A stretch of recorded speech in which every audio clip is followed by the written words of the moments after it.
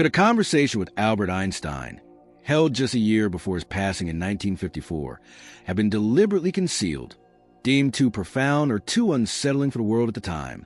Imagine a dialogue lost in the archives for decades, only to resurface, carrying the weight of Einstein's final reflections on the greatest mystery of all, what lies beyond the boundary of death. This isn't just about equations and theories. It's an intimate glimpse into the mind of a genius grappling with the nature of existence itself. When asked if he believed in life after death, his response, recorded after a long, thoughtful silence, was not a mere belief. At his seasoned age, he preferred to know, what if the science we commonly understand, the science of the observable, is, as he suggested, limited, even blind to realities that don't neatly fit into established formulas? Einstein hinted at a truth he felt humanity wasn't yet prepared for, that life does not cease with death. He claimed this was not a hypothesis, but a fact understood not just through physics, but by examining the very architecture of time and space. Do you wish to attract positivity and good vibrations into your life? Comment below to affirm your desire for good things and to join our collective intention for a brighter path. And please tap like if you're ready to welcome these positive energies. He spoke not necessarily of conventional heaven, but of continuation, of transformation. Picture a wave on the ocean surface. It exists visible and dynamic, but when it subsides, the water itself doesn't vanish. Its energy merges back into the vastness of the sea. Human consciousness, he proposed, is like that wave. Our bodies are temporary forms through which it manifests. Be sure to stay with us, because as our journey unfolds, we'll uncover perspective on these profound concepts that might truly reshape your understanding. When the body perishes, Einstein asserted, consciousness doesn't simply end. It returns to that immense ocean, the source from which it came. What could this revolutionary idea, from such a revered mind, mean for how we live our lives and face our own mortality? How, then, Albert Einstein, a figure synonymous with the rigorous laws of physics, reconciles such profound spiritual insights with his scientific understanding? When questioned about the theory of relativity, he reportedly smiled, acknowledging that while it masterfully describes matter and energy, there has always been another crucial element that eludes the neat confines of equations: the observer.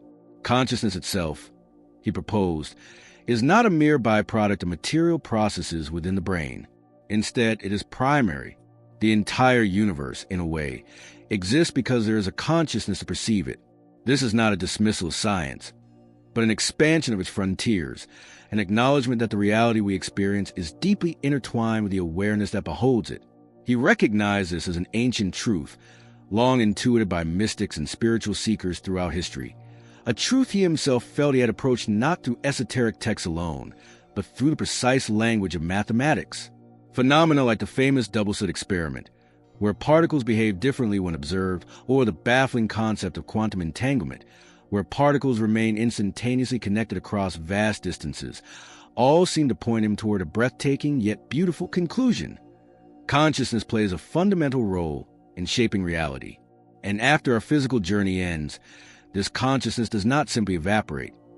It returns to its origin, to a state of pure perception, unclouded and unconfined. When probed about the existence of God, Einstein offered perspective far removed from conventional dogma. He described God not as a personified being, a figure watching from above, but as the ocean of consciousness itself, that immense unified field wherein the awareness of all beings merges. This profound vision implies that no one who has ever lived truly disappears forever. Death, in this light, ceases to be a fearsome void and instead becomes a homecoming, a return to universal essence from which we all originate. What, then, were the specific patterns or deeper understandings that led such a disciplined, scientific mind to these extraordinary assertions about the nature of our existence and our eternal journey? It's a question that naturally arises. How could a scientist of Albert Einstein's unparalleled stature, a man whose work defined our modern understanding of the cosmos, assert ideas that seem to venture so far into the metaphysical realm? He reportedly met such skepticism with a gentle firmness, clarifying that his conclusions were not products of blind faith, but of knowledge gleaned from observing deep and subtle patterns within the universe. His relentless work on a unified field theory, that grand quest to find a single framework connecting all fundamental forces, had apparently led him to perceive an underlying structure that intimately links matter, energy, and something more, consciousness itself. Early 20th century physics had already shattered old certainties, revealing that the atom, once thought to be the ultimate, indivisible building block of reality, was just a doorway to even deeper mysteries. Beyond the atom lay apparent emptiness. Yet that emptiness pulsed with vibrations, the subtle hum of the quantum vacuum. And beyond even that, Einstein hinted, lay the realm of mind of awareness. He pointed perplexing discoveries like the Einstein-Podolsky-Rosen paradox, more commonly known as quantum entanglement. This phenomenon, where two particles, once connected, remain instantaneously linked, influencing each other no matter the distance separating them, was, in his view, more than just a quirky feature of physics. It was a profound hint that connection, instantaneous and seemingly inexplicable, is a fundamental aspect of existence. If subatomic particles can maintain such an intimate bond across any expanse of space, he pondered, why couldn't consciousnesses also be connected, even across the veil of what we call death? This led him to the concept of consciousness as non-local, not confined solely to the intricate workings of the physical brain. The brain, in this model, acts more like a sophisticated antenna, a receiver tuned to a broadcast whose source lies beyond our conventional understanding of time and space. Death, then, is not the destruction of the source, but merely the disconnection of one particular channel of communication. The broadcast, the essence, the ether, as he termed it, remains, much like radio waves that continue to permeate the air even if a specific receiver is broken. Why, after a lifetime of largely public silence on these deepest convictions, did he choose to speak out then in those twilight years? Why, after a lifetime of relative public silence on these deeply personal convictions, did Einstein choose to articulate them in his later years? He reportedly felt that time was running short, that he stood at a threshold, and that such profound truths should not pass away unspoken with him. He sensed humanity was on the verge of a monumental discovery, the understanding that death is not an enemy to be feared, but a natural transition, a change in the state of being. Yet, this revelation was not without its perils. He expressed concern that if this truth became widely known too soon, before humanity was mature enough to integrate it, it could be distorted, twisted, and misused for purposes of power or manipulation. This profound sense of responsibility explained his decades of caution. However, he also perceived a shift in the collective consciousness, a feeling that the long era of strict materialism was drawing to a close. He foresaw a time when science and spirituality, for too long seen as separate or even antagonistic, would begin to merge, forging a new path to a more holistic understanding of reality.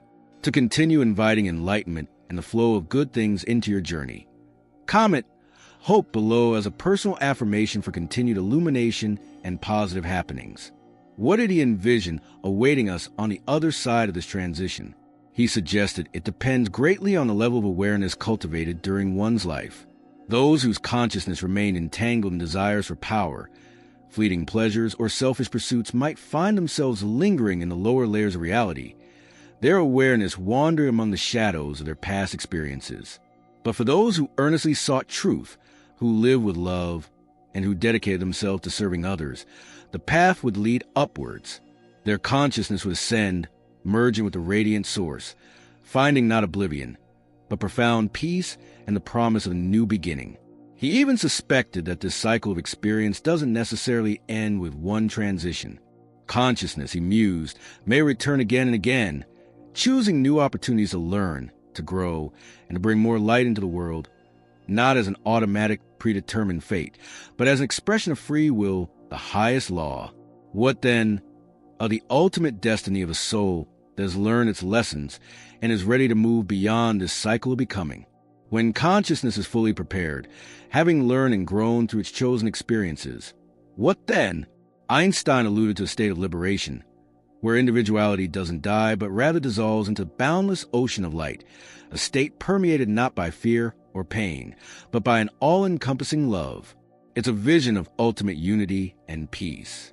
Yet, if such profound realities underpin our existence, why, the interviewer pressed, Have so many other great thinkers throughout history remained largely silent on these matters? Einstein's reported response was tinged with sad wisdom. Truth, he suggested, can be perceived as both too simple and too dangerous. He mused that some scientists might fear ridicule from peers entrenched in purely materialist worldviews. Established religions might fear a loss of their unique authority if direct experience of the divine is universally accessible. And those in political power might fear losing control over populations no longer driven by fear of the unknown or of ultimate annihilation. Truth, in its essence, is liberating, and systems built on control often feel threatened by true freedom. He acknowledged that many brilliant minds of the past, figures like Newton, Planck, and even Tesla, along with Darwin, who, by the end of his life, suspected something greater than mere chance-guided evolution, may have intuited these deeper realities. Yet, they often chose silence or spoke only in veiled allegories. Einstein himself confessed to having been silent for most of his life, only feeling the right to speak openly as his physical form waned and his spirit prepared for its own transition. He even revisited his iconic equation, E equals mc squared, revealing another layer of its meaning he hadn't publicly discussed. Consciousness, he proposed, is also a form of energy, an incredibly subtle one. By analogy to mass and energy, when the body dies, this energy of consciousness doesn't simply vanish. It transforms, passes into other forms, perhaps into other dimensions, called by various names like soul, Atman, or a quantum of consciousness. The name, he stressed, is less important than the underlying reality. It continues. What, then, is death?